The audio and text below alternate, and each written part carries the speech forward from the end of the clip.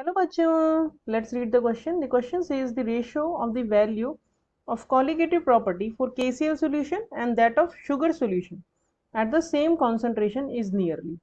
Option A 1, option B 2, option C 0.5, option D 2.5. So let's check the key concept of the question.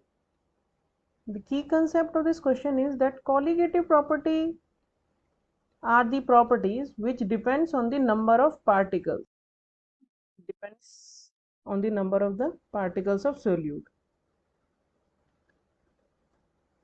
तो colligative properties की definition ही वो यही होती है, वो प्रॉपर्टीज जो कि number of particles of solute पे डिपेंड करती हैं, नेचर वगैरह पे डिपेंड नहीं करती हैं, उन्हें हम कॉलिगेटिव प्रॉपर्टीज बोलते हैं।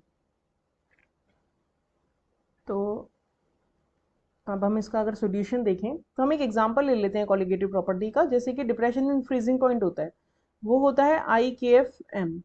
तो KF तो कांस्टेंट ही होता है, मोलर डिप्रेशन कांस्टेंट, तो ये कांस्टेंट है, तो ये तो सबके लिए कांस्टेंट रहेगा। कॉन्सेंट्रेशन हमें बोला है कि सेम ही हम ले रहे हैं, तो डिप्रेशन इन फ्रीजिंग पॉइंट यानी कि कॉलिगेटिव प्रॉपर्टी है, ये प्रोपोर्शनल किसके हो गई, आई के। आई होता है वांट ऑफ फैक्टर, लेकिन इसे हम निकालते हैं नंबर ऑफ पार्टिकल्स पे, ये डिपेंड करता है। इसलिए आई जो है वो होता है नंबर ऑफ पार्टिकल्स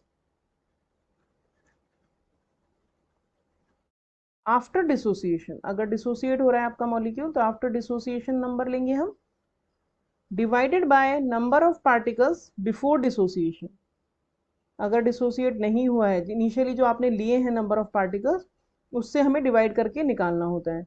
तो यानी कि क्योंकि डिसोसिएशन के बाद नंबर ऑफ पार्टिकल्स बढ़ जाते हैं तो आई की वैल्यू बढ़ जाएगी और डेल्टा TF भी हमारा बढ़ जाएगा। तो यानी कि कॉलिगेटिव प्रॉपर्टीज जो है बेसिकली वो नंबर ऑफ पार्टिकल्स पे डिपेंड करती हैं। तो KCl से हम कंपेयर कर रहे हैं, KCl में डिसोसिएशन होगा तो डिसोसिएशन के बाद इसमें दो पार्टिकल्स बन जाएंगे, और इसको हम कंपेयर कर रहे हैं शुगर से। शुगर जो होता है वो नॉन इलेक्ट्रोलाइट होता है, ये कोई डिसोसिएशन इसमें होगा नहीं। अगर इसमें कोई डिसोसिएशन नहीं होगा, नो डिसोसिएशन, तो इसमें नंबर ऑफ पार्टिकल्स बाद में भी 1 ही रहेंगे। तो यानी कि इनके अगर हम कॉलिगेटिव प्रॉपर्टीज का रेशो लें तो वो आई के प्रोपोर्शनल हो जाएगा। तो ratio of colligative property of KCl यानी कि ये हो जाएगा 2, एंड कॉलिगेटिव प्रॉपर्टी ऑफ जो शुगर सॉल्यूशन है वो प्रोपोर्शनल हो जाएगा हमारा 1 के, क्योंकि इसमें नंबर ऑफ पार्टिकल 1 है। तो दोनों का कॉलिगेटिव प्रॉपर्टी का रेशो हो जाएगा 2, यानी कि correct option is option B. Hope you understood the solution well, thank you.